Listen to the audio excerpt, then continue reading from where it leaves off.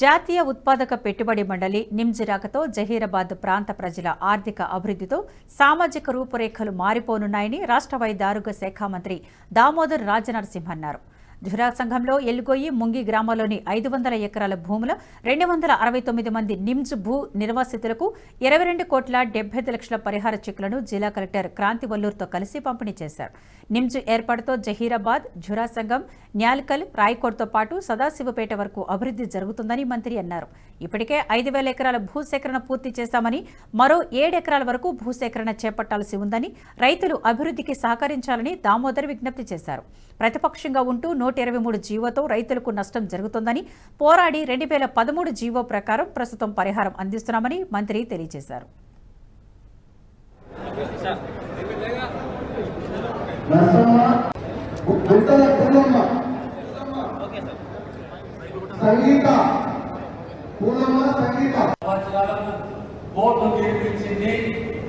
గతంలో ఏ రకంగా పట్టాలు మీరు ధర చెల్లించును అదే రకంగా 60 భూములు కూడా మీరు ధర చెల్లించాలంటే ఈరోజు 500 మంది రైతులకు సంబంధించి 22 కోట్ల రూపాయల నష్టపరిహారం ఈరోజు ప్రభుత్వం చెల్లించబోతున్నది.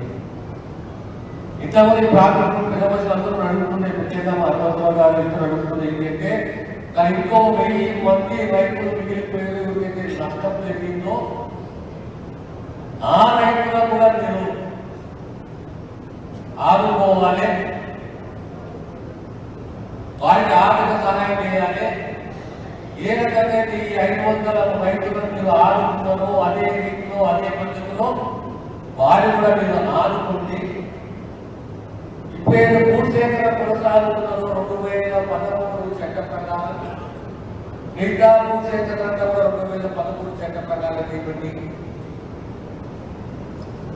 ఈ 1000 మందికి సంబంధించిన నష్టపరిహారాన్ని ఓ లీగల్ ఒపీనియన్ తీసుకొని వాళ్ళని ఆదుకునే దిశగా మా ప్రయత్నం ఉంటుందని సభాముఖంగా తెలియజేస్తున్నారు. ఈరోజు 500 ఎకరాలకు సంబంధించి సుమారు 289 కుటుంబాలు చాలా మందికి మునిగికి వచ్చి ఎలుగొచ్చి రాలేదంట.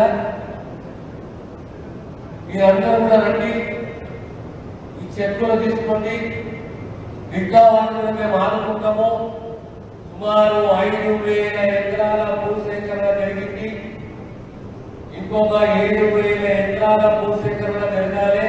ఈ వీడియో మీకు నచ్చినట్టయితే లైక్ చేయండి, 10 మందికి షేర్ చేయండి. అలాగే కామెంట్ల రూపంలో మీ అభిప్రాయాలను మాతో పంచుకోండి. Nationalist hub group of channels ను సబ్స్క్రైబ్ చేసుకుని తెలుగునాట జాతీయవాద జర్నలిజాన్ని ప్రోత్సహించండి. ఈ వీడియో కింద ఉన్న బెల్ ఐకాన్ పై క్లిక్ చేయడం మర్చిపోవద్దు.